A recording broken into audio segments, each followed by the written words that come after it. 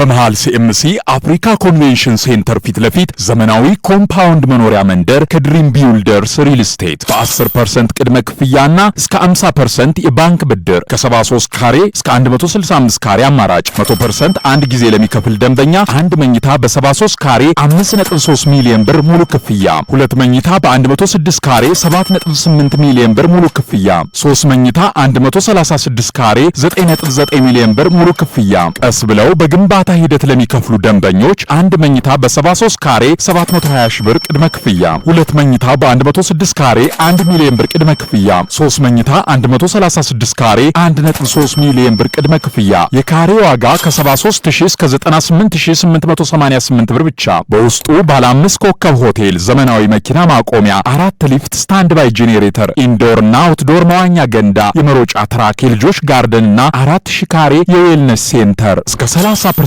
ቅናሽ ያገኙ። አሁኑን ይደውሉ። ድሪም ቢውልደርስ ሪል ስቴት።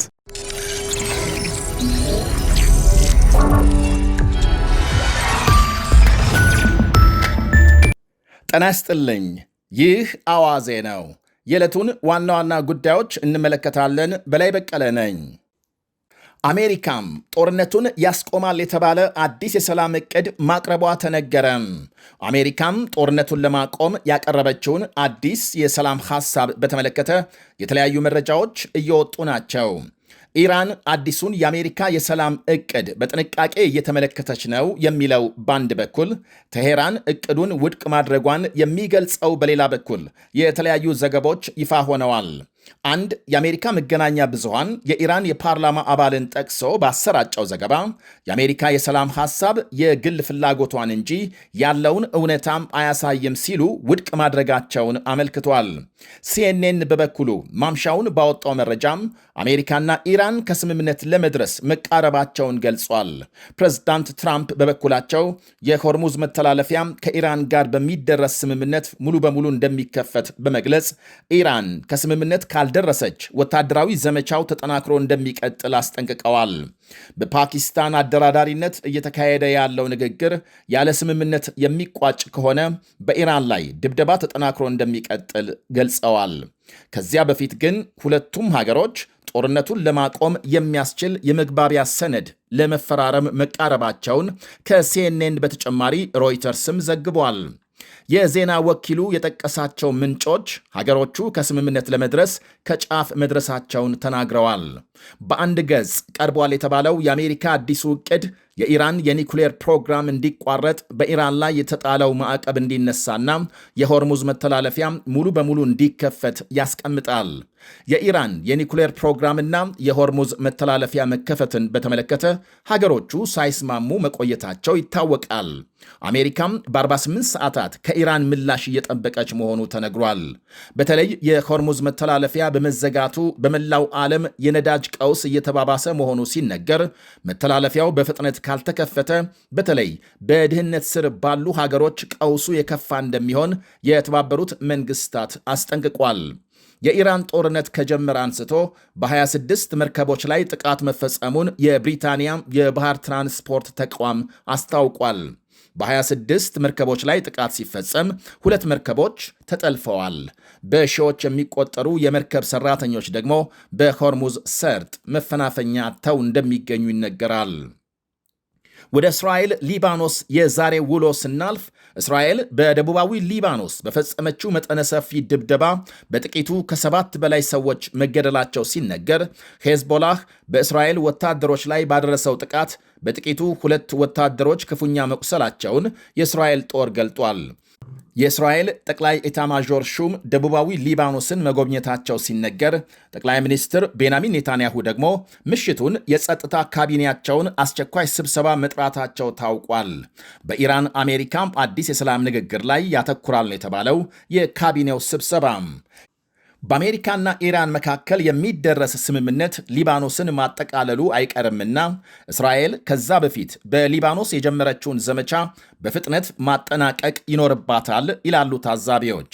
ፕሬዝዳንት ትራምፕ የዛሬ ሳምንት ረቡዕ በቻይና ይፋዊ ጉብኝት ከመጀመራቸው በፊት ከኢራን ጋር ስምምነት እንዲደረስ ይፈልጋሉ ነው የሚባለው።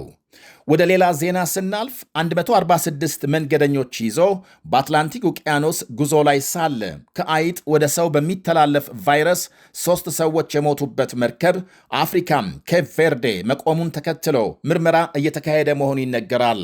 ከ23 ሀገራት የተወጣጡ 146 መንገደኞች ከአርጀንቲና ወደብ ከተነሱ ከአንድ ወር በላይ ሲሆናቸው በመንገዳቸው በሃንታ ቫይረስ 3 ሰዎች ከሞቱ በኋላ አሁን ኬፕ ቬርዴ ቫይረሱ የተገኘባቸው ሰዎች በጥድፊያም ወደ ሕክምና ተወስደዋል።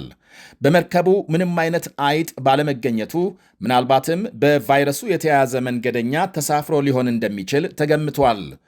ቫይረሱ በአይጦች ሽንትና አይነ ምድር አማካኝነት ወደ ሰው ከተላለፈ በኋላ እንደገና ከሰው ወደ ሰው በንክኪ ሊሸጋገር እንደሚችል ሐኪሞች ይናገራሉ።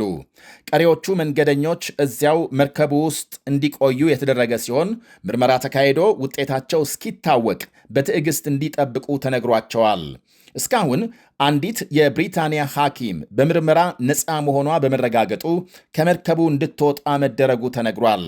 ከአጠቃላይ የመርከቡ መንገደኞች 22ቱ የብሪታንያ ዜጎች ናቸው ተብሏል። መርከቡ የተነሳበት የአርጀንቲና ባለሥልጣናት በበኩላቸው 2 የኔዘርላንድ ዜጎች የሆኑ ፍቅረኛሞች ቫይረሱን ሳያስተላልፉ እንዳልቀረ ገምተዋል።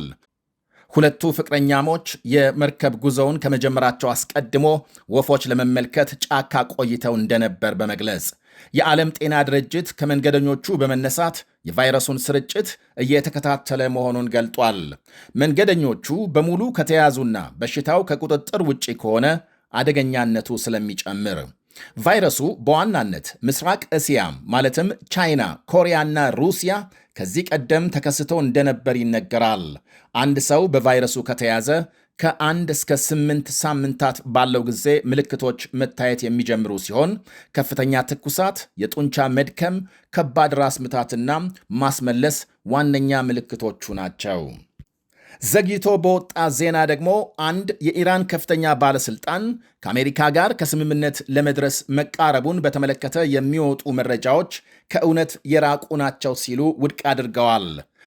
አሜሪካም ከኢራን ጋር በ14 ነጥብ የሰላም መግባቢያ ሰነድ ላይ ከስምምነት መቃረቧን በተመለከተ የተለያዩ መገናኛ ብዙሃን ዘገቦች አሰራጭተዋል። በዚሁ ዘገባ ላይ ምላሽ የሰጡት የኢራን ፓርላማ ከፍተኛ ባለስልጣን አሜሪካም በፊት ለፊት ድርድር ያላገኘችውን ባልተሳካ ጦርነት አታገኘውም ሲሉ ከስምምነት የመድረሱን ጉዳይ አጣጥለዋል። ኢራን ለማንኛውም ጦርነት ዝግጁ መሆኗን በመግለጽ አሜሪካም የቀረበላትን ሐሳብ ተቀብላ ካልተስማማች ኢራን ቁጭት የማያስከትል እርምጃ ትወስዳለች ሲሉ አስጠንቅቀዋል። በተጨማሪም ከኢራን ጋር የሚካሄደውን ጦርነት ለማብቃት በአሜሪካ የቀረበው ሐሳብ አሁንም ገና ውሳኔ ያልተሰጠው መሆኑን የኢራን ውጭ ጉዳይ ሚኒስቴር ቃል አቀባይ ገልጸዋል።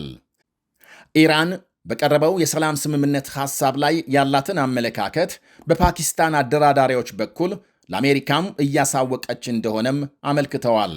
ቃል አቀባዩ ጨምረውም የሚደረገው ድርድር ከመጥፎ እሳቤ ውጪ በቅን ልቦና ሊሆን እንደሚገባ ሀገራቸው እንደምታምን አክለዋል። ይህ አዋዜ ነው። በመሃል ሲኤምሲ አፍሪካ ኮንቬንሽን ሴንተር ፊት ለፊት ዘመናዊ ኮምፓውንድ መኖሪያ መንደር ከድሪም ቢውልደርስ ሪል ስቴት በ10% ቅድመ ክፍያና እስከ 50% የባንክ ብድር ከ73 ካሬ እስከ 165 ካሬ አማራጭ 100% አንድ ጊዜ ለሚከፍል ደንበኛ አንድ መኝታ በ73 ካሬ 5.3 ሚሊዮን ብር ሙሉ ክፍያ፣ ሁለት መኝታ በ106 ካሬ 7.8 ሚሊዮን ብር ሙሉ ክፍያ፣ 3 መኝታ 136 ካሬ 9.9 ሚሊዮን ብር ሙሉ ክፍያ። ቀስ ብለው በግንባታ ሂደት ለሚከፍሉ ደንበኞች አንድ መኝታ በ73 ካሬ 720 ሺህ ብር ቅድመ ክፍያ፣ ሁለት መኝታ በ106 ካሬ 1 ሚሊዮን ብር ቅድመ ክፍያ፣ 3 መኝታ 136 ካሬ 1.3 ሚሊዮን ብር ቅድመ ክፍያ። የካሬ ዋጋ ከ73000 እስከ 98888 ብር ብቻ። በውስጡ ባለ 5 ኮከብ ሆቴል፣ ዘመናዊ መኪና ማቆሚያ፣ 4 ሊፍት፣ ስታንድ ባይ ጄኔሬተር፣ ኢንዶርና አውትዶር መዋኛ ገንዳ፣ የመሮጫ ትራክ፣ የልጆች ጋርደንና 4000 ካሬ የዌልነስ ሴንተር እስከ 30% ቅናሽ ያገኙ። አሁኑን ይደውሉ። ድሪም ቢውልደርስ ሪል ስቴት